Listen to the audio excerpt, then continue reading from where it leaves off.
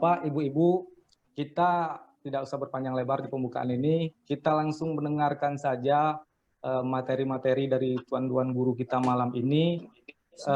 Materi rembulan di bagian kelima Sarsehan Kebudayaan Bangsa Samudra ini akan dibuka oleh Pak Widodo. Kami persilahkan dulu Pak Widodo untuk menyampaikan materi-materi. Terima kasih Bung Raymond. Mohon izin saya share ini belum masih disable ini ya screen. Oh ya, sebentar. Mohon izin. Baik Pak, sebentar Pak.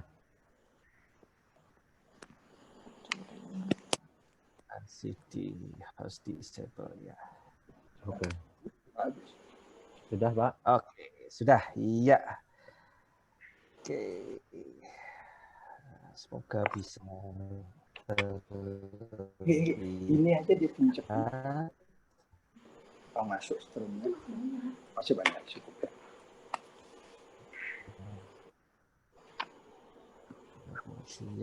Saya kok masuk? Iya. Oke. Terima kasih. Assalamualaikum warahmatullahi wabarakatuh. Salam sejahtera buat kita semua. Namo Buddhaya. Saya akan memberikan ditugasi sama Om Ram ini tentang rembulan. Ya. Jadi saya mengambil judul yang mungkin agak santai begitu. Jadi kita ingin melihat sebetulnya rembulan ini bagaimanakah ketika memberikan berkahnya kepada bangsa Indonesia. Nah, sebelumnya kalau ingat rembulan itu jadi ingat tentang lagu waktu masih anak-anak. Jadi ada lagu tentang padang wulan. Jadi kalau nyanyi itu kira-kira gini. Yo pro konco dolanan ing jaba gitu. Padang wulan padange koyo rino. Rembulane sing awe-awe ngelingake ojo podo turu sore. Kalau di bahasa Indonesia kan juga bisa sebetulnya. Yuk kawan bermain di luar. Terang bulan seperti siang hari. Rembulannya mengajak kemari. Mengingatkan agar jangan tidur sore. Kira-kira seperti itu. Nah, ini sebetulnya mengandung dua pesan. Yang pertama, rembulan memberikan kegembiraan kepada kita semua. Memberikan waktu dan energinya kepada kita waktu anak-anak untuk bermain. Ada yang kedua, ya ini rembulan ini juga lagu ini memberikan suatu konsep alert atau suatu konsep peringatan. Jadi kadang ketika ada suatu rembulan, dia ada terjadi transfer energi yang mungkin akan memberikan hal-hal yang tidak kita duga. Nah, inilah yang kemudian akan sangat menarik kalau kita lihat apa sih sebetulnya rembulan itu. Begitu kita berbicara tentang rembulan, maka sebetulnya kita berbicara tentang force.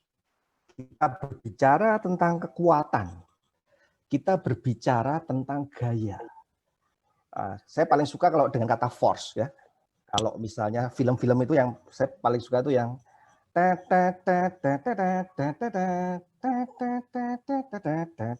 Star Wars kan. May the force with you. Nah, di sini mengapa kita berbicara kekuatan? Karena energi itu sebetulnya dia tidak bisa diciptakan, dia tidak bisa dimusnahkan, dia hanya bisa bertransformasi. Itu adalah hukum kekekalan energi. Nah, dari sini kemudian rembulan ini kemudian menjadi suatu inspirasi, kemudian muncullah berbagai cerita, berbagai mitos gitu ya. Baik itu yang bentuknya berupa animasi gitu ya, atau yang berupa kejagat pewayangan gitu kan ya. Nah, ini yang menarik gitu kan. Makanya kalau misalnya ada cerita kalau di barat ada Lycan, werewolf gitu kan ya. Nah, kalau di Indonesia adanya duo serigala gitu atau ganteng-ganteng serigala, cuma di sinetron tapi. Nah, dari sini kita bisa melihat bahwa begitu besar pengaruhnya bulan digambarkan memberikan suatu energi, mentransferkan suatu energi dan kekuatan. Nah, kita lihat di dalam Quran surat Ibrahim ayat 33 kalau nggak salah. Diceritakan bahwa rembulan itu selalu mempunyai pasangan dengan matahari. Nah, ini yang menariknya. Jadi, sini kita bisa melihat bahwa ya, kalau tidak ada bulan, maka bumi itu dia akan berotasinya itu sangat lebih cepat. Jadi bisa lebih cepat daripada 24 jam. Bisa 10 jam, bisa 8 jam gitu ya. Jadi akan sangat terlalu cepat. Nah, begitu rotasinya terlalu cepat, maka permukaan bumi akan kurang menerima sinar matahari. Jadi tidak merata, terlalu cepat. Energinya yang tertransfer tidak sempat kemudian menyentuh merata ke permukaan dan masuk ke dalam. Sehingga variasi suhu bumi siang dan malam itu tunggangnya atau range-nya itu sangat ekstrim. Nah, apa yang terjadi? Ya, kalau mungkin Anda semua pernah main ke Ancol, ke Ancol itu Taman Impian Jaya Ancol itu, ke dunia fantasi itu ada yang kalau nggak salah itu apa itu poci-poci. Nah, begitu naik di situ muter gitu, itu pusing. Nah, sama karena rotasi bumi itu berputar lebih cepat, maka apa yang terjadi? Ya, selain tadi sinar matahari yang dia tidak bisa menyatu merata masuk ke dalam bumi, maka angin menjadi semakin cepat. Begitu angin semakin cepat, bisa terjadi banyak badai siklon. Nah, otomatis habitat makhluk hidup itu terbatas. Atau bahkan belum tentu bisa dihuni juga. Atau kita yang nggak tahan, kita semua mati. Nah, jadi kembali lagi, rembulan pasangannya dengan matahari. Di dalam jagat pewayangan, maka digambarkan kalau rembulan itu adalah direpresentasikan oleh Betara Candra sebagai dewa bulan. Kalau matahari itu direpresentasikan oleh Betara Surya atau dewa matahari. Nah, ini suatu cerita yang menarik kalau mau dikupas lebih lanjut. Nah, kalau yang sering kita dengar adalah cerita tentang Betara Kala, Betara Kala, dewa kehancuran. Dia selalu melawan Betara Surya. Tetapi sebetulnya ada cerita juga di mana Betara Kala ini juga dia melawan Betara Candra.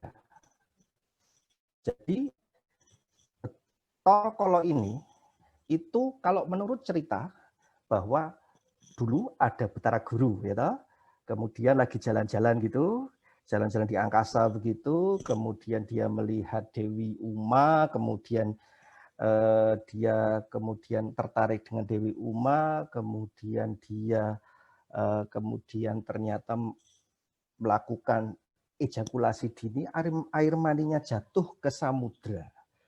Kemudian ada Dewa Brahma dan Dewa Wisnu, kemudian memberikan mantranya sehingga dari air mani tadi yang jatuh ke samudra harusnya mati, ternyata dia berubah menjadi torokolo.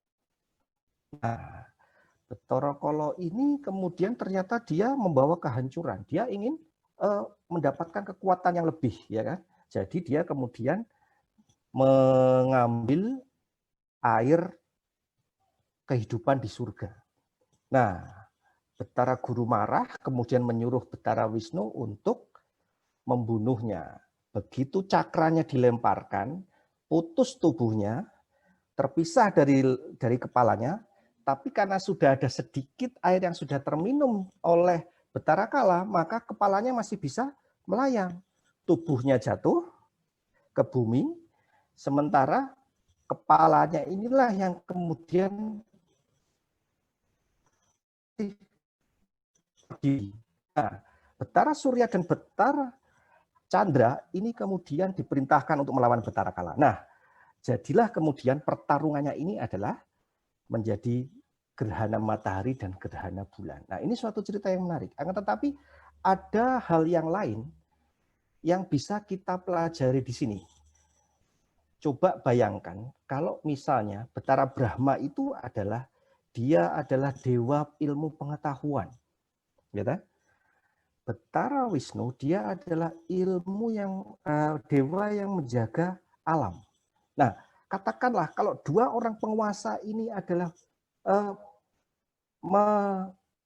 istilahnya berbuat jahil atau menyelewengkan kekuatannya, kemudian dia menghasilkan suatu kehancuran, menghasilkan suatu Betara Kala yang dianggap sebagai kehancuran, maka sebetulnya ini kita bisa belajar dari situ bahwa kita harus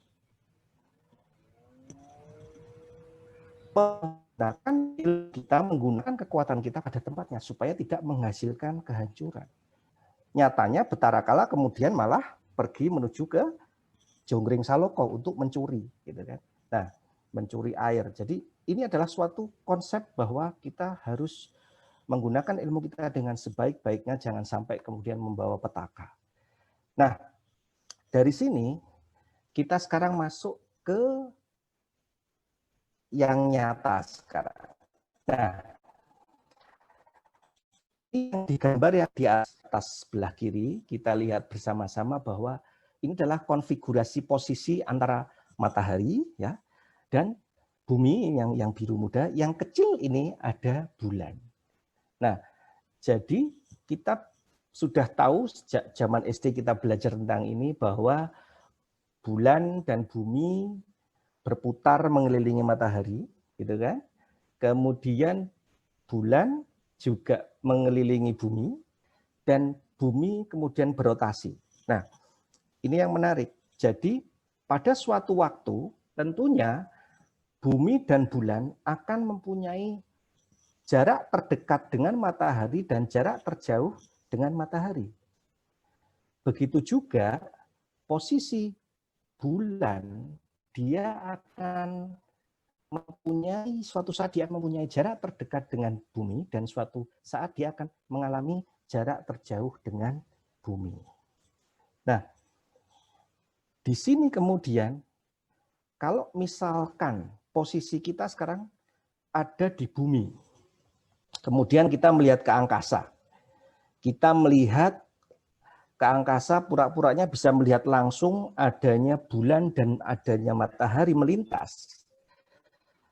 Maka sebetulnya pergerakan matahari dan pergerakan bulan itu ada lintasannya sendiri, ya. Jadi yang matahari ini yang kuning, yang bulan ini adalah yang yang abu-abu. Nah, tetapi ini ketika posisi kita melihat benda angkasa tadi, walaupun sebetulnya bukan matahari dan bukan matahari yang mengelilingi kita, gitu kan. Nah, tapi kalau kita melihat dari dua lintasan ini, posisi kita dari bumi, maka ada suatu saat di mana keduanya seperti posisinya menyatu. Nah, disitulah yang kemudian disebutkan sebagai gerhana bulan atau gerhana matahari. Nah, kemudian ada hal yang menarik, ya. Ketika kemudian posisi antara bumi, bulan, dan matahari ini akan membentuk suatu konfigurasi yang kadang-kadang dia sejajar, ya, kadang-kadang dia sejajar begini, kadang-kadang bentuknya tidak sejajar atau kayak huruf L, kira-kira gitulah ya. Jadi antara bulan, bumi, dan matahari. Nah, dari sinilah kemudian akan terjadi perbedaan kekuatan gravitasi. Sehingga karena kalau bumi itu dia lebih padat, sedangkan laut itu dia lebih cair, maka dia akan tertarik oleh kekuatan gravitasi dari bulan.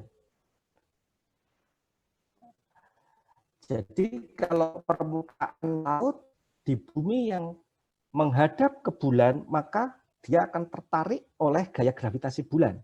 Nah, tapi yang berlawanan, dia juga akan menonjol juga. Kenapa? Karena dia menjaga gaya. Jadi ada gaya sentrifugal yang membuat kemudian adanya keseimbangan, lautnya juga apa ini?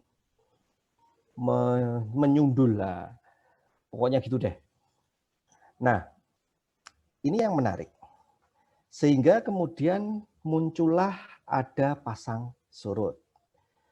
Biasanya ada disebutkan kalau pada saat posisinya itu adalah bumi, bulan, matahari, ya, atau bulannya posisinya di tengah, diapit oleh bumi dan matahari, maka ini disebut bulan baru.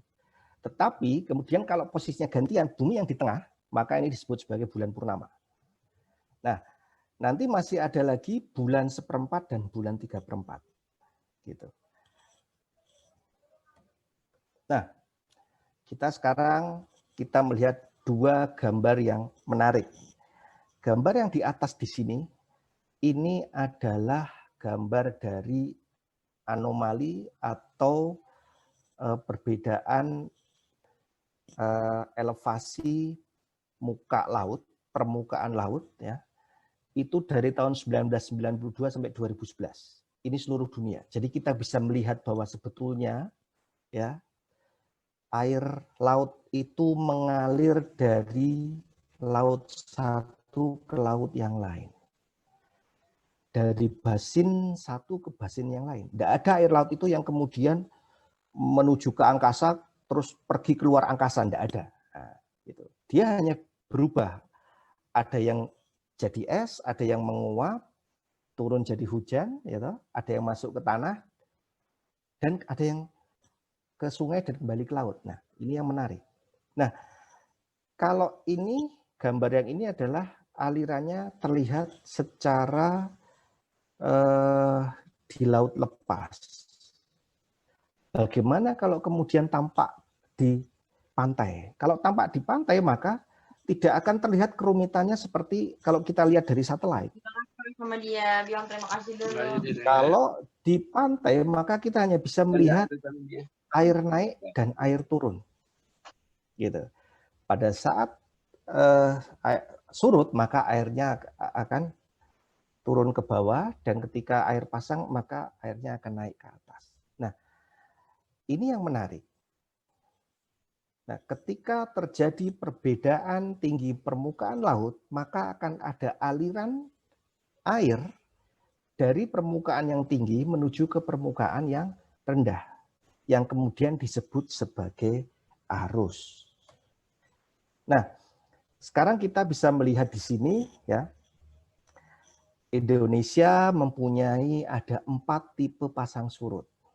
Sebetulnya hanya ada 2, yang satu adalah diurnal, yang satu lagi adalah semi diurnal.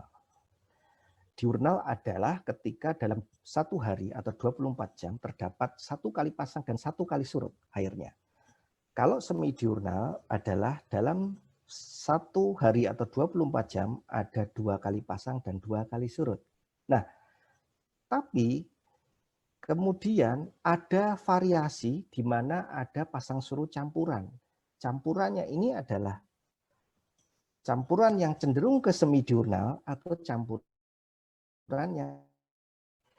Jadi kalau kita lihat di sini, ya, Indonesia ini merupakan suatu laboratorium alam. Karena ada 4 tipe pasang surut yang ada di Indonesia, yang kemudian ini bisa menghasilkan berbagai macam pengaruh di lautnya. Gitu. Ini contohnya, ya, gambarnya. Kalau diambil secara satu dimensi, maka sebetulnya wujudnya adalah seperti gelombang sinusoidal. Gitu ya. Sama kalau misalnya suara kita, ya, dimasukkan ke amplifier, dilihatin itu juga dia akan sinusoidal juga. Sama, rekaman jantung, duk duk duk duk duk duk duk duk. Kalau kemudian dilihat di ekogramnya, pasti ya grafiknya ya seperti ini juga, gitu. Sinusoidal juga. Gitu. Nah, hal yang menarik adalah dari dinamika permukaan laut yang tadi kompleks, ya, sebetulnya di dalamnya tadi ada sangat bermacam-macam jenis gelombang. Kalau kemudian kita lihat di sini, ya, gelombang itu karakteristiknya dia mempunyai frekuensi dan periode dan amplitudo. Nah, di sini kalau kita melihat periode, maka pasang surut itu dia antara sekitar 11 jam sampai 24 jam. Itu pasang surut di sini. Tetapi ada gelombang-gelombang yang lain yang kita tidak bisa melihat secara langsung, gitu ya. Tidak bisa kita membedakan secara langsung ketika melihat gelombang di laut. Mana yang itu pasang surut, mana yang itu tsunami, mana yang itu, kalau tsunami bisa lah ya, kalau dia lebih besar, tingginya 10 meter. Tapi kalau yang lain-lain, karena adanya gelombang yang diakibatkan oleh angin, maka akan bercampur, tidak akan kelihatan. Nah, dari sini sebetulnya kalau secara matematis itu bisa dipecah-pecah, dilihat banyak sekali komponen penyusunnya. Di sini misalnya ada yang namanya komponen M2. M ini berarti dari moon, dari lunar, berarti pengaruh dari bulan. Ada yang kemudian dia yang ada pengaruh solar atau dari matahari. Jadi intinya hanya pengaruh dari bulan dan pengaruh dari matahari. Mana yang lebih kuat? Gitu. Nah, komponen pasang surut ini dia bisa kita lihat yang dominan biasanya ada 4 komponen, tetapi ketika kita mempunyai data yang lebih panjang, kita bisa melihat komponennya yang lebih banyak. Ketika ada gerhana matahari, gerhana bulan, maka komponennya akan semakin banyak. Itu yang menjadi hal yang menarik. Nah, ini saya akan cerita tentang sejarah pasang surut. Jadi komponen pasang surut pertamanya itu sebetulnya yang menghitung itu adalah Newton. Tetapi Newton itu dia hanya bisa memberikan konsep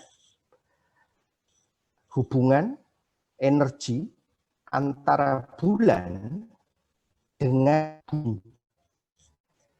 Kemudian berkembang teknologi, kemudian muncul Laplace. Nah, Laplace ini kemudian menambahkan komponen perhitungan menghubungkan antara hubungan energi antara bumi, bulan, dan matahari. Nah, kemudian semakin berkembangnya zaman, ya, kemudian ada seorang ilmuwan namanya Lord Kelvin, ya, itu kemudian membuat mesin kalkulator. Zaman dulu belum ada komputer, ya. Jadi membuat mesin mekanik. Jadi di sini isinya ada tuas, ada pulai, ada rotor dan lain sebagainya. Hanya untuk menghitung komponen dan untuk meramalkan tinggi pasang dan tinggi surut air laut, gitu. Itu tahun 1872. Nah, yang menarik, pasang surut ini kemudian menjadi suatu yang sangat strategis, ya, sehingga ini sangat penting digunakan dalam strategi perang dunia kedua. Jadi mesin ini bahkan disimpan di dalam bunker tersendiri. Jadi disimpan supaya tidak terkena bom. Jadi waktu itu ketika Perang Dunia Kedua, Inggris menyimpan mesin ini di dalam bunker. Dua, dipisahkan mesinnya supaya kalau satu jebol, yang satu masih ada. Nah, mengapa pasut begitu penting gitu ya? Karena pada zaman dulu, ketika Perang Dunia Kedua, Inggris mau menyerang Jerman lewat pantai Prancis. Nah, itu perbedaan antara surut terendah dan air pasang tertinggi itu bedanya hampir 6 meter. Nah, dari situ kemudian mesinnya si Lord Kelvin ini ya dibetulin lagi setelah agak rusak, kemudian tahun 1943 itu sudah mulai dilakukan perhitungan pasang surut untuk penyerangan tahun 1944, bayangkan. Jadi jarak 1 tahun itu hanya digunakan untuk meramalkan pasang surut 1 tahun ke depan dalam rangka untuk menyiapkan perang. Nah, ini yang menarik gitu. Ini yang menarik bahwa pasukan dari Angkatan Laut Inggris pun ya dia mengirimkan marinirnya ya, saya tidak tahu istilahnya tapi kira-kira marinirnya gitu ya, marinir intelijen hanya untuk mengukur pasang surut di pantai Prancis, di pantai musuh, tapi dengan mengendap-endap. Nah, begitu mengendap-endap, bisa mendapatkan data yang sebisanya, gitu, itu kemudian dibawa ke Inggris, kemudian oleh perwira hidrografinya di Inggris sana, kemudian dicoba untuk menghitung frekuensi dan amplitudonya. Nah, dari sini kemudian diserahkan kepada teman-teman di kantor hidrografinya si Inggris itu untuk menghitung, meramalkan kondisi pasang surut di pantai Normandy. Nah, ini yang menarik gitu. Jadi pada saat itu ya itu ternyata sudah sangat penting karena apa? Jadi antara Jerman dan Inggris itu sudah saling perang teknologi dalam meramalkan pasang surut. Jerman sudah siap-siap bahwa pasti ini kalau Inggris mau nyerang itu pada saat airnya pasang, gitu kan ya. Jadi kemudian Marskal Rommel ini disuruh oleh Hitler untuk membangun yang namanya Atlantic Wall, walaupun ini bukan di pantai Atlantik tapi hanya namanya saja. Jadi ketika di pantai Normandy itu ya, itu dipasangin barikade. Barikade berupa penghalang begini, banyak sekali gitu ya. Jaraknya saya lupa sekitar berapa ini. Tapi cukup panjang demikian. Dipasang tetapi pada tidak sampai seluruhnya. Jadi kira-kira setengahnya. Jadi kalau tunggangnya sekitar 6 meter, ini dipasang sekitar sampai 3 meteran. Jadi ketika pas lagi air di tengah-tengah posisinya 3 meteran itu dia tidak terlihat. Nah, ini untuk menghalangi kalau kemudian ada intervensi kapal menyerang dari Angkatan Laut Inggris gitu. Ini yang menarik.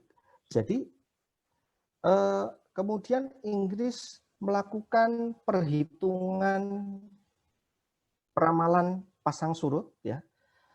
Kemudian dia hanya mendapatkan waktu yang sangat sempit ya, mencari celah yang sangat sempit di mana ketika mengambil air saat pasang tetapi pas tepat setelah surut.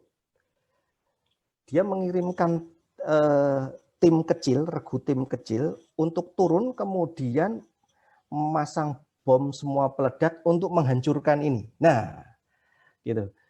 Jadi ya akhirnya bisa dilakukan itu harusnya tanggal 5, 6, 7 Juni tahun 1944 ya, tetapi mundur jadi mulai tanggal 5 itu kemudian mundur sampai tanggal 6 baru kemudian dilakukan penyerangan. Nah, disitulah kemudian hari H di mana penyerangan Inggris bisa masuk ke wilayahnya Jerman gitu. Nah, dari sini kita kemudian bisa mendapatkan berkah apakah? Jadi begitu setelah tahun 60-an kemudian namanya mesin-mesin tadi untuk meramalkan pasang surut, maka bisa digantikan dengan keberadaan komputer. Jadi yang tadinya pakai rotor, pakai pulei, pakai generator dan lain sebagainya, akhirnya bisa digantikan menjadi prosesor RAM,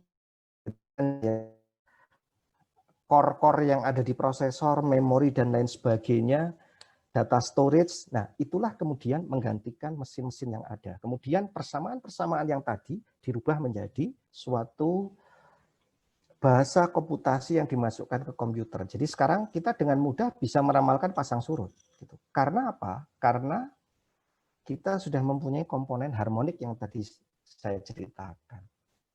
Sekarang kita flashback lagi ke zaman abad 7 sampai abad 10 di Nusantara. Mulai ada Sriwijaya gitu kan, Sailendra dan lain sebagainya. Di mana Indonesia Nusantara menjadi pusatnya suatu perdagangan gitu ya. Pada saat itu belum ada mesin kapal seperti sekarang ya. Mesin pakai Mercedes gitu kan ya. Tidak ada. Jadi yang digunakan oleh para pelayar adalah ada dua kopling kekuatan penggerak kapal. Yang pertama adalah arus. Arus mendorong bodi kapal. Yang kedua angin mendorong layar kapal. Tentu saja kalau misalnya pas tidak ada angin, ditambah mungkin kalau mau dayung gitu ya. Nah, akan tetapi kita bisa melihat di sini bahwa sangat menarik ya. Mengapa kok di sini lebih banyak dilakukan pelayaran? Ya, ini kalau zaman sekarang kemudian berubah menjadi Alki 1. Kita tidak menyadari bahwa ternyata Alki 1 itu sudah dari zaman abad 7 sampai abad 10 itu sudah merupakan jalur pelayaran terpadat. Ya. Nah, kita lihat di sini, ini mengambil cuplik di slide sebelumnya bahwa di Selat Karimata, Laut Natuna ya, dan ini perbatasan Selat Singapura dan Selat Malaka, ini ada 4 tipe pasang surut yang ada di sini. Ini yang kemudian menciptakan ya perbedaan tinggi permukaan laut, kemudian arus akan mengalir dari permukaan yang tinggi menuju ke permukaan yang rendah. Nah, berkat komponen harmonik tadi, maka saya bisa dengan mudah melakukan rekonstruksi. Ini saya ramalkan pasang surut pada tahun 617 Masehi. Nah, saya ambil tanggal 23 sampai 24. Ini hanya mencoba melihat saja. Nah, kemudian saya coba simulasikan ini di Natrang, di Kelantan, Bintan, Muntok, ini di Jakarta ya, tapi ini Jakartanya di luar Teluk Jakarta, Cirebon dan Punjul Harjo. Nah, dari 1, 2, 3, 4, 5, 6, 7 stasiun virtual ini, kemudian kita bisa lihat di sini bahwa warna-warna ini ya kelihatan di sini. Ini Natrang yang paling tinggi di sini. Kemudian yang ini adalah Kelantan ya. Jadi Natrang muka lautnya lebih tinggi dari Kelantan, otomatis maka kapal bisa mengikuti arus ya, gelindir gitu ya, dari Natrang ke Kelantan gitu. Terus kemana lagi? Ke selatan lagi, ke Bintan, ke Muntok gitu ya. Terus Muntok ke Cirebon sampai ke Punjul Harjo. Atau pada suatu saat, ini yang menarik, di Muntok karena di sini adalah ada tipe pasang surut yang lebih berbeda, maka ini bisa digunakan untuk kembali mendorong menuju ke Bintan, Kelantan, sampai ke Natrang lagi. Nah, ini yang sangat menarik di situ. Nah, kemudian restu rembulan yang lain kita bisa saksikan itu di pesisir selatan Nusa Tenggara. Kalau sering mendengar mungkin ya, ada namanya Festival Nyale. Festival Nyale itu di mana masyarakat melakukan panen, mengambil cacing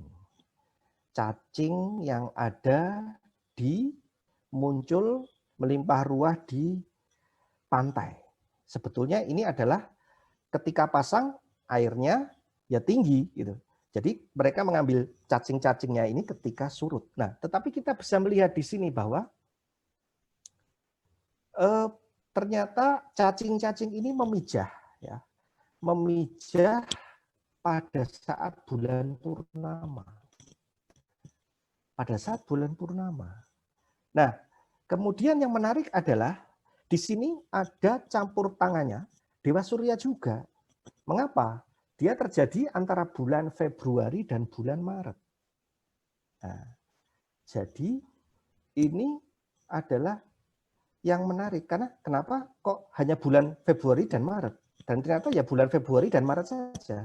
Tetapi kemudian ada beberapa variasi yang kemudian apakah kemudian memang lebih cenderung melimpah ruah ketika di bulan Februari gitu ya, atau kadang-kadang muncul juga di Maret.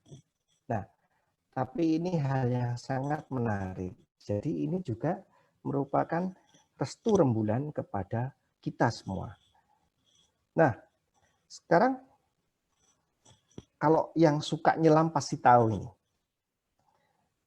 Jadi yang namanya karang itu dia adalah hewan. Nah, dia juga memijah, mengeluarkan telurnya ketika bulan purnama. Ini contohnya adalah, saya nggak dapat di Indonesia sayangnya ini ya. Saya dapat dari Australia ini. Tetapi pada intinya adalah mekanismenya sama.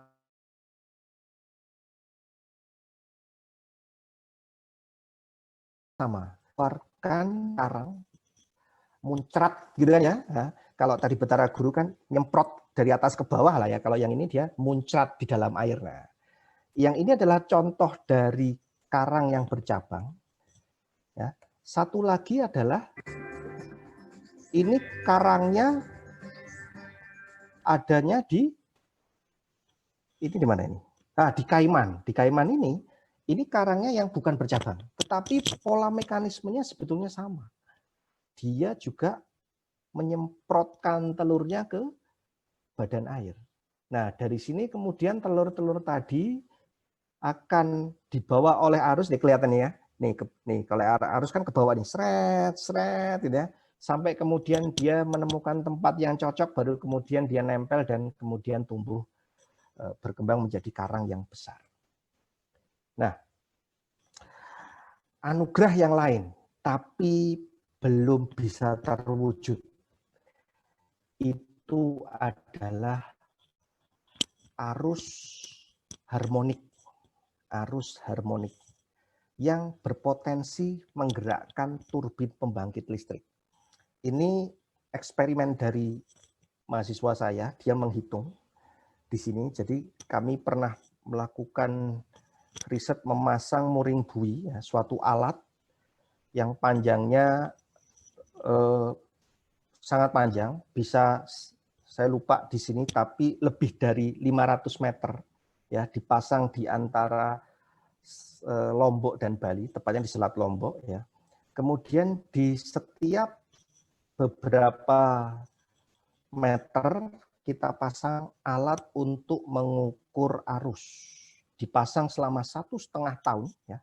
Dan kita bisa menghitung adanya arus harmonik. Arus harmonik ini adalah arus yang setiap saat ada di laut gitu. Nah, ini kita lihat ternyata dari kedalaman 45 meter ya ke bawah sampai kedalaman 488 meter. Itu kemudian dari arus kemudian oleh mahasiswa saya dihitung kalau misalnya menggunakan persamaan energi dengan tingkat efisiensi turbin putarannya tertentu, maka sebetulnya bisa menghasilkan energi dalam satuan kilowatt jam. Ini ada 3 eksperimen persamaan dengan 3 tipe turbin. Ada Gorlov, Darius, dan in the plane axis. Nah, ternyata kalau misalnya arus-arus ini bisa kita tangkap energinya, kita transformasikan untuk menggerakkan turbin, sebetulnya bisa menghasilkan energi listrik yang sangat besar. Bayangkan ini. Lihat ini, berapa kilowatt hour ya. Agak ke permukaan dia agak besar, semakin ke dalam dia semakin kecil. Tapi tetap besar. Ini di dalam satuan kilowatt hour. Ya. Nah, ini sayangnya kita belum bisa menghasilkan turbinnya. Kebetulan di pusat riset kelautan ada teman-teman yang memang dia fokusnya adalah dia ke engineer, jadi membuat turbin. Tapi ternyata turbinnya jebol, nggak kuat. Mungkin bahannya yang kurang kuat gitu ya, atau bilahnya yang nggak pas pemilihannya. Nah, tapi ini harusnya dikembangkan lebih lanjut. Cuman enggak tahu ya, kalau di kita itu sukanya latah. Jadi kalau tren ke sana, tren ke sini, jadi enggak sempat jadi matang, mengkal semua gitu. Nah, tapi ya sudah. Ini merupakan suatu tantangan buat kita semua. Bagaimana nanti kita bisa menghasilkan turbin yang kuat terhadap arus laut yang bisa kemudian mentransformasikan dari energi arus menjadi energi listrik. Semoga bisa tercapai. Nah, secara keseluruhan ya, manifestasi dari Restu Rembulan itu bisa ke berbagai bidang. Tidak hanya yang tadi saya contohkan, tetapi kita bisa lakukan ya prediksi, ramalan rembulan, ramalan pasang surut untuk kegiatan riset, ya, untuk kegiatan pembangunan dermaga, gitu ya, dan lain sebagainya. Ada Hankam, kelautan perikanan, pariwisata, kalender. Misalnya untuk pembangunan dermaga, pembangunan konstruksi laut pesisir, ini penting. Kalau kita tidak bisa meramalkan pasang surutnya, kita tidak bisa tahu tingginya kalau pasang seberapa, kalau rendah seberapa. Begitu bikin dermaga ternyata, loh pas pasang malah kerendam, nah, itu kan nggak lucu. Udah buang-buang biaya ternyata kerendam. Nah, kemudian contohnya untuk riset, gitu ya. Untuk riset ini juga teman-teman yang biasanya suka misalnya riset ke daerah Lamun ya, ke daerah mangrove gitu, itu sebelum melakukan survei sudah diprediksikan dulu sehingga dia dengan mudah bisa tahu, oh kalau mau ngukur Lamun, kita lihat jam-jam di mana pada saat surut, sehingga tidak perlu harus menyelam misalnya. Nah, kemudian tadi sudah dicontohkan tentang pariwisata, tentang prediksi festival Nyale. Jadi katakanlah festival Nyale sampai tahun 2100 pun bisa kita ramalkan dengan berdasarkan komponen harmonik dan periodik dari terjadinya rembulan dan pasang surut. Pasang surut digunakan untuk mencari waktu yang tepat kapan untuk memanen, supaya tidak perlu berenang. Nah, kemudian kalau ada di wilayah Pantura, pantai utara, ya, itu ketika di sana banyak sekali tambak udang dan ikan yang konvensional. Jadi memanfaatkan ketika air pasang untuk mengisi tambaknya dengan air, gitu kan? Ketika surut, ya, misalnya sebulan lagi surut, ya, kemudian kolamnya tambaknya mau dibersihkan, habis itu ketika mau membuang ke laut maka menunggu waktu saat surut.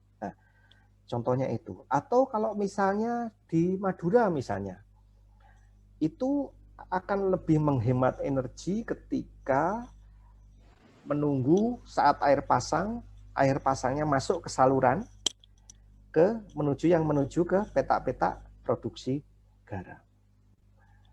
Kemudian yang menarik adalah saya pernah membantu teman-teman yang sukanya diving. Jadi berdasarkan peramalan rembulan dan pasang surut, maka untuk yang rembulan kita bisa mendapatkan kira-kira jadwal-jadwal kapan, ya, saat rembulan, sehingga ketika melakukan night diving atau selam malam itu kita bisa menikmati sinar bulan masuk ke bawah laut. Kemudian informasi pasang surut kita bisa dapatkan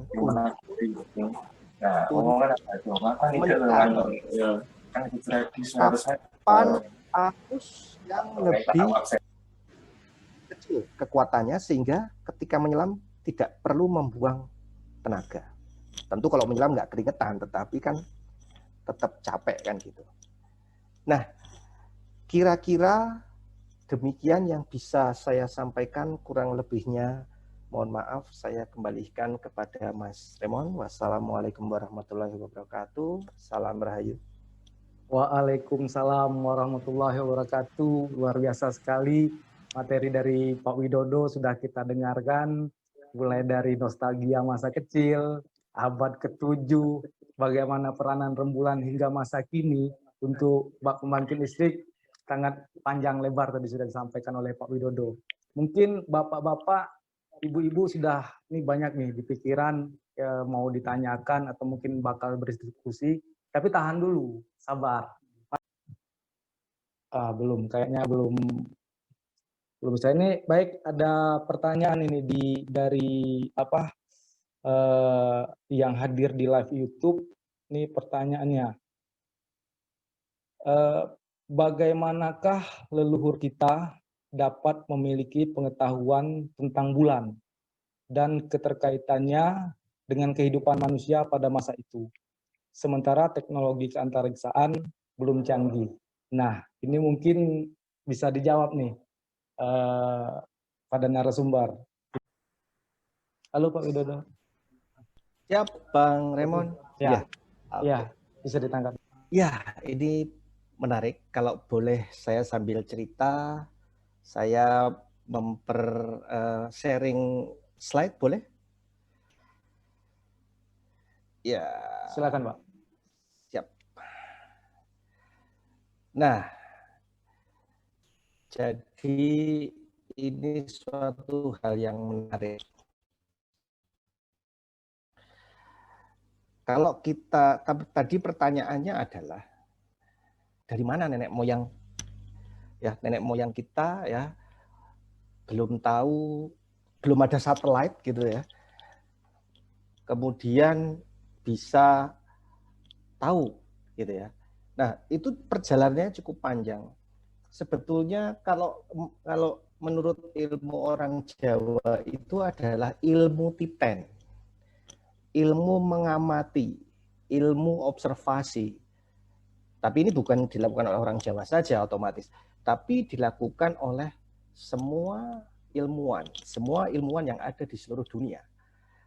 Contohnya, ketika ini gambar sebelah kiri, ini adalah sebuah peta yang digambar pada 500 sebelum Masehi. Kita bisa melihat bahwa prosentase dari lautnya itu sedikit. Ya tentu saja karena kemungkinannya pada saat itu pengamatannya juga masih sangat terbatas, gitu ya. Dan belum ada katakanlah ilmu komunikasi yang sangat bagus sehingga bisa para ilmuwan zaman dulu kemudian bisa melakukan sharing data seperti sekarang ini, gitu ya. Tapi artinya lambat laun ketika semakin banyak observasi, semakin banyak data, kemudian peta ya, peta tentang bumi bisa digambarkan dengan lebih baik. Nah, sama halnya dengan bulan, sama halnya dengan matahari gitu ya. Itu adalah hal yang bisa dilihat oleh mata pada saat itu. Belum ada lensa teleskop Hubble katakanlah, tetapi bisa dilihat oleh mata. Nah, itulah yang kemudian dicatat oleh orang-orang pada zaman dulu yang kemudian disebut sebagai ilmuwan kalau zaman sekarang ya. Dicatat ya kapan gitu ya, itu dilakukan sehingga akhirnya bisa mendapatkan suatu informasi waktu kapan bulan itu purnama, waktu kapan gelap, tidak ada bulan sama sekali, kapan bulannya 1/4, kapan bulannya 3/4 gitu ya. Kemudian ada lagi kemudian yang mengamati, oh kalau bulannya purnama kok lautnya tinggi, muka lautnya segitu ya. Oh pada saat bulan mati tingginya segitu ya. Nah jadi suatu ilmu pengetahuan itu dibangun begitu pelan dan sangat sistematis. Tetapi memang yaitu tadi, karena zaman itu belum ada komunikasi yang bagus gitu ya. Apalagi kalau di Indonesia gitu ya. Di Indonesia itu kalau misalnya masih nulisnya pakai daun lontar gitu kan ya. Kemudian ada bencana gunung ya, kesapu, kena kawah, kena lava atau kena banjir hilang. Nah, kira-kira seperti itu. Tetapi kita bisa lihat bahwa dengan adanya bulan, dengan adanya matahari, dengan adanya bintang, maka dipergunakan oleh para nenek moyang untuk kemudian mengarungi lautan, mencari daratan-daratan baru sehingga kita bisa lihat tahun 1200 ya. Tahun 1200 sudah mulai agak terbentuk daratannya sudah berbeda gitu kan. Dan ini menarik ini. Karena yang menggambar ini adalah orang Arab ya, tetapi istilah tulisan-tulisan yang ada di label peta ini adalah ini bahasa Jerman. Nah, gitu kan. Ini bahasa Jerman ini. Gitu. Dan kemudian berkembang dan lain sebagainya. Zaman dulu ya belum ada gyro kompas, belum ada GPS. Belum ada peta daratan, garis pantai, pulauan yang memadai. Belum ada echo sounder. Ya. Tetapi dengan bantuan matahari, bantuan bulan, bantuan bintang, nenek moyang berani mengarungi lautan, mencari daratan-daratan baru, mencari sumber-sumber daya yang baru. Ya. Nah, kemudian sudah mulai tahun 1594 gitu kan ya, sudah gambarnya sudah kelihatan. Coba kita lihat Indonesia itu kan, ya lumayan lah gitu kan, walaupun ini Jawanya kelihatan bunder, bulat gitu kan ya, pulau Seramnya lebih besar ya. Ini Sulawesinya ini kayak orang diet, ini jadi kecil gitu kan ya. Nah gitu kan. Nah tahun 1610 gitu kan ya. Ini Pulau Seram pun masih lebih besar daripada Pulau Sulawesi. Dan ini kemudian dilakukan secara bertahap ya dari tahun ke tahun ya. dari abad ke abad, sehingga dengan hasil pengamatan maka kemudian bisa dilakukan perbaikan. Perbaikan menggambarkan pulau dan lain sebagainya gitu. Jadi intinya adalah, hebatnya adalah nenek moyang kita zaman dulu adalah memang melakukan observasi yang kemudian ditulis dalam sebuah manuskrip. Kayak tadi yang saya ceritakan ya, perhitungan hubungan antara bagaimana energi antara bulan dan bumi, ya, itu force-nya sudah bisa ditulis dan direpresentasikan oleh Newton. Apakah waktu itu sudah ada satelit?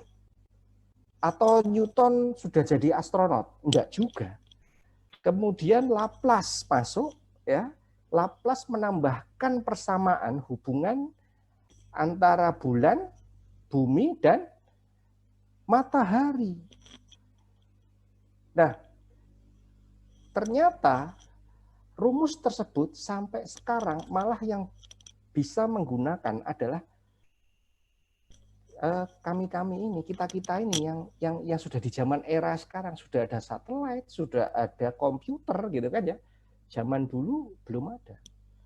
Jadi sekali lagi kuncinya adalah observation, ilmu titen bahasa Jawanya. Demikian, terima kasih. Mohon maaf kalau terlalu panjang. Halo, Pak Widodo masih hadir?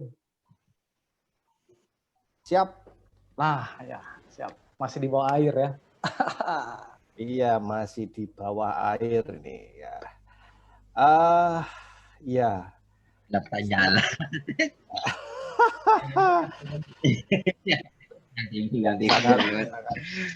Sangat menarik ini. Kalau ya, saya sangat tergelitik dengan apa yang disampaikan oleh Om Ram ya, Tuk Ram. Kalau boleh paling gampang sederhana saja, kita bisa lihat dari Joyoboyo. Joyoboyo itu tahun berapa sih? 1100-an kalau salah. 1113 atau berapa. Tapi kemudian Prabu Joyoboyo itu bisa memberikan ramalan ya, yang kemudian saat ini ternyata terjadi gitu. Nah, apakah kemudian pertanyaannya, jangan-jangan Prabu Joyoboyo ini dulu sudah belajar oceanografi? Atau jangan-jangan Prabu Joyoboyo ini dulu sudah pakai mesin waktu gitu, sehingga masuk ke alam kita sekarang gitu kan. Sehingga kemudian sudah bisa memberikan ramalan bahwa tanah Jawa kalungan besi. Artinya berarti ada rel-rel kereta api yang dibangun gitu. Perahu mlaku ing dhuwur. Perahu berjalan di angkasa, pesawat terbang gitu. Dan lain sebagainya. Ini banyak sekali gitu kan. Gitu. Jadi apakah kemudian jangan-jangan dulu sudah ada juga gitu ilmu oceanografi dan ilmu istilahnya apa, dan mesin waktu tadi, itu yang sangat menarik gitu ya. Tapi memang kita agak susah gimana kita cara mencari atau merekonstruksi kembali kepada zaman dulu. Yang sekarang kita bisa lakukan untuk sementara adalah dari sisi ada ilmu geologi, ada menggunakan teknologi radionuklida untuk kemudian misalnya menghitung atau mengecek bahwa sesuatu itu umurnya berapa ratus tahun ke belakang atau berapa puluh tahun ke belakang dan lain sebagainya. Jadi kalau di istilah di ilmu geologi ada suatu jargon atau apa ya, kalimat yang sangat menarik, yaitu past is the key to the future. Jadi saya pernah melakukan dengan kapal Jerman, dengan teman-teman berbagai negara melakukan survei, mengukur di Samudra Hindia Barat Sumatera itu untuk mengebor, mengambil sedimen di bawah dasar laut di kedalaman lebih dari 2 km. Hanya untuk mengambil sedimen yang mungkin tebalnya hanya sekitar 100 meter, itu udah paling bagus. Dari situ kemudian perlapisan kemudian dianalisis, di dating ya. Kemudian kita cari tahu apakah iklim yang sekarang ya, adanya interaksi laut dan atmosfer, adanya perubahan iklim, adanya variabilitas iklim laut itu terjadi pada 50.000 tahun yang silam. Nah, sementara hanya itu saja, sementara yang bisa kita kita berikan gitu, yang bisa kita capai, tapi barangkali itu menjadi sebuah tantangan. Kalau misalnya zaman Joyoboyo itu memang sudah ada teknologi yang demikian besar, ya, apakah kemudian karena adanya banyak bencana di Indonesia sebagai bagian dari Ring of Fire kemudian memusnahkan semua bukti-bukti ilmiah tersebut. Nah, ini kemudian menjadi yang dibilang oleh Om Ram tadi, menjadi etno-oceanografi atau etno ilmu yang lain gitu kan. Ini yang menjadi menarik. Gitu kira-kira, mohon maaf kalau kurang pas, tapi saya hanya bisa sampai di situ. Terima kasih. Terima kasih Pak Widodo diskusi mengenai pengetahuan khas Nusantara. Gimana Pak Widodo? Iya, sangat menarik. Terkait pengetahuan khas Nusantara, kalau boleh share contoh saja ini share contoh saja. Sebentar. Yep, semoga bisa kelihatan. Nah, Indonesia itu sebetulnya sangat kaya sebagai laboratorium alam, seperti yang tadi saya sampaikan. Kita punya 4 tipe pasang surut yang berbeda, yang artinya kita bisa gunakan untuk mengeksplorasi hal-hal ilmu-ilmu yang lain gitu ya. Kemudian kita bisa eksplorasi lebih lanjut ya tentang yang ada di laut seperti arus. Nah, ini contoh bahwa tahun 1897 itu sudah ada peta arus dan curah hujan.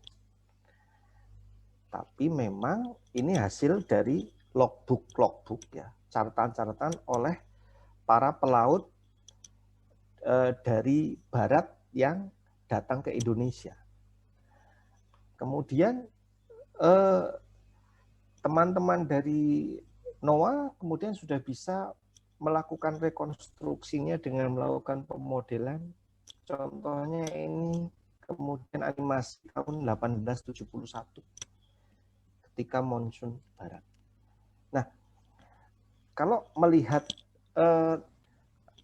kejadian yang saat ini, banyak sekali ilmuwan-ilmuwan dari luar negeri yang berbondong-bondong ke Indonesia untuk mencari ilmu pengetahuan itu gitu. Misalnya kita di luar negeri sekarang sudah lama ya, ada fenomena yang dikenal namanya Indonesian True Flow atau arus lintas Indonesia. Arus itu bergerak dari Samudra Pasifik menuju ke Samudra Hindia melewati perairan wilayah timur Indonesia. Dinamakan Indonesian True Flow. Hanya ada di Indonesia, nggak ada yang lain gitu. Nah, kalau tidak ada Indonesian True Flow, maka iklim di bumi itu kemudian menjadi nggak balance, nggak seimbang, gitu. Jadi sirkulasi dari laut satu ke laut yang lain di bumi itu ya muternya di situ-situ aja, gitu. Artinya kalau misalnya nggak ada Indonesia di blok gitu, sirkulasi arusnya mandek berbalik, maka bisa perubahan iklimnya juga jadi berubah, gitu. Jadi sebetulnya tinggal kita, betul tadi apa yang dikatakan Bang Hegel ya, bahwa sebetulnya masih banyak manuskrip-manuskrip yang tertuang di dalam candi, di dalam kitab-kitab gitu ya. Ada sebagian yang masih di museumnya negeri lain gitu ya. Ada yang masih tersimpan mungkin di para kolektor dan lain sebagainya. Itu kemungkinan menyimpan banyak catatan ilmiah zaman dulu yang kalau kemudian kita bisa dapatkan, kita bisa translasikan, mungkin bisa untuk memverifikasi ya penemuan atau fenomena yang terjadi saat ini untuk dilihat apakah memang betul sebelumnya ada. Gitu. Jadi kemungkinannya seperti yang saya bilang tadi, jangan-jangan Joyoboyo sudah belajar oceanografi lebih dulu daripada kita sekarang ini, atau sudah mempunyai mesin waktu gitu. Tapi buktinya belum kita temukan. Jadi kira-kira seperti itu, Bang Remo. Saya mungkin akan sedikit mengulas dari dua sisi. Yang pertama, kita bisa melihat contoh saja, katakanlah ada dua orang matematikawan namanya Cooley and Taki. Tahun 65 mengeluarkan algoritma namanya fast Fourier transform. Itu pengembangan dari matematis sebelumnya dari Carl Friedrich Gauss. Nah, pada zaman itu belum jelas itu nanti mau dipakai untuk apa. Tetapi kalau itu tidak ditemukan, ya, maka kita tidak akan bisa melakukan Zoom meeting seperti hari ini. Karena algoritma tersebut bisa kemudian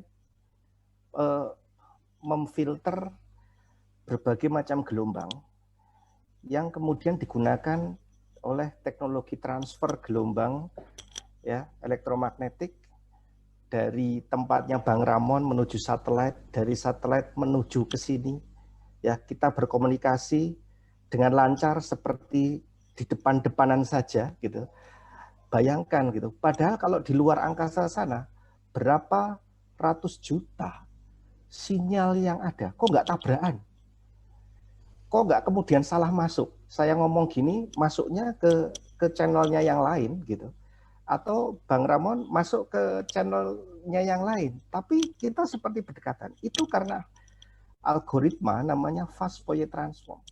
Memang ada pengembangan setelahnya, kemudian ada misalnya MIT mengembangkan yang lain, tetapi sebetulnya tidak lepas dari Fourier transform ini. Hanya kemudian diupdate saja. Nah, kembali ke energi, kembali ke presentasi tadi saya, bahwa hukum kekekalan energi tadi sudah dipointerkan oleh Bang Hegel, menjadi sangat menarik. Bayangkan, di budaya timur sudah banyak film-film ya atau cerita tentang tenaga dalam. Gitu kan ya. Wah, jadi tenaga bisa ditransferkan ya. Misalnya Brahma Kumbara gitu kan ya. Gurunya bisa mentransferkan energi ke tubuhnya gitu, ke tubuhnya si Brahma kemudian menjadi lebih kuat. Energi transfer wireless. Ya. Bahasa Inggrisnya. Nah, sekarang ternyata ada kan sekarang ini. mobil listrik gitu. Set mundur di bawahnya sudah ada, dia tidak menggunakan kabel, tetapi dia menggunakan magnetik. Atau paling gampang sekarang kalau ada yang punya jam tangan digital Samsung katakanlah, ya, itu ketika mengecas dia tidak menggunakan kabel, jadi tinggal ditempelkan saja. Nah, ini seperti yang dipointerkan oleh Mbak Ratna Dewi tadi. Jadi ada yang berjalan dari kiri ke kanan dan ada yang berjalan dari kanan ke kiri. Mungkin suatu ketemu di satu titik nanti. Nah, ini menarik gitu. Artinya, jadi konsep elektromagnetik kemungkinannya adalah ya seperti tadi yang kemudian dikatakan menjadi energi tenaga dalam. Ya, tahun 1894 sebelum sekarang ada kemudian energi transfer wireless, ya, tahun 1894 itu sudah ada patennya yang mematenkan namanya Houtin M. Leblanc. Ya, itu bentuknya hanya gambar saja suatu ide yang berupa kira-kira awalnya adalah idenya dia adalah untuk kereta api. Jadi kereta api itu istilahnya ketika relnya itu dibikin suatu elektromagnetik, maka dia akan bisa melayang atau kemudian transfer energi. Nah, ternyata sekarang baru ada bisa diwujudkan, gitu kan ya. Nah, kemudian terus Satria Nusantara katakanlah, itu adalah juga energi, tetapi mungkin adalah dari bio. Kalau di fisik itu ada namanya biofoton. Nah, mungkin saja itu sebentuk biofoton, ya. Tetapi memang saya bukan ahli di bidang itu, akan tetapi mungkin itu konsepnya biofoton dengan energi yang tadi elektromagnetik tadi mungkin sama. Artinya kalau kita dulu pernah praktikum ya membuat magnet gitu dari paku yang digosok-gosok secara searah, ya, kemudian akhirnya benda yang tadi digosok-gosokkan itu kemudian bisa menempel atau jadi magnet juga gitu. Jadi ada imbas energi, imbas magnet. Nah, mungkin saja kalau misalnya berdasarkan penuturan Mbak Titin tadi bahwa tubuh digosok-gosokkan ke bumi gitu ya. Sementara bumi adalah sumber magnet alam yang paling besar sementara ini gitu. Iya, kalau bukan sumber magnet alam pasti kita sudah melayang-layang di udara gitu kan. Ya, tapi dia mempunyai gravitasi gitu. Dia mempunyai gravitasi. Nah, kalau tidak maka bumi ini juga tidak bisa itu dia bertahan untuk bisa berotasi menjaga posisinya terhadap gaya tarik matahari yang demikian besar. Ditambah lagi sudah dibantu oleh rembulan. Nah, ini menjadi sangat menarik gitu. Tetapi mohon maaf, saya memang belum bisa sampai ke sana karena itu sudah tingkat tinggi juga itu ya, biofoton gitu. Jadi mungkin bisa diskusi dengan teman-teman mungkin bisa dimulai dari teman-teman kedokteran kali ya. Tapi kalau kita lihat katakanlah, saya pernah membaca itu katakanlah di beberapa universitas seperti Harvard sendiri, dia pun sudah punya departemen khusus tentang metafisik gitu. Di Harvard, kemudian di Stanford juga ada dan lain sebagainya gitu. Nah, ini di Indonesia malah belum ada, padahal gitu ya sumbernya gitu. Mungkin nanti Bang Ramon bisa membuat ya universitas khusus, universitas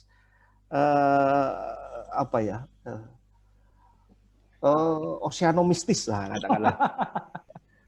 Ya, sangat menarik. Mungkin selanjutnya Pak Widodo bisa memberikan closing statement-nya di malam ini. Ya, closing statement-nya apa ya? Ya, kalau misalnya tadi bulan itu adalah sebuah kekuatan. Sama dengan cakra. Ya. Cakra sebagai, kita asumsikan sebagai ilmu pengetahuan. Kalau tidak kita gunakan dengan baik, dengan penuh kebijakan, maka bisa mengakibatkan sebuah bencana. Seperti tadi Trihita Kirana itu sebetulnya adalah konsep yang lebih powerful dan lebih duluan adanya dibandingkan dengan konsep SDG sekarang ini, yang digembar-gemborkan sebagai Sustainable Development Goal, sustainability, keberlanjutan.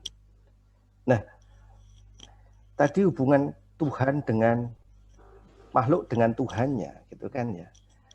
Itu bisa saja kita anggap Tuhan mewakili, memberikan alam semesta ini sebagai lingkungan. Kemudian hubungan antara manusia dengan manusia itu adalah hubungan sosial. Kemudian satu lagi, apa lagi? Manusia dengan alam. Nah, katakanlah itu dianggap sebagai ketika manusia menggunakan alam, memanfaatkan alam untuk kepentingan ekonomi. Jadi ada 3 pilar keberlanjutan, yakni yang dikatakan bumi ini adalah bisa berlanjut, bisa sustain, itu kalau memiliki keuntungan secara ekonomi, keuntungan secara lingkungan, dan keuntungan secara sosial.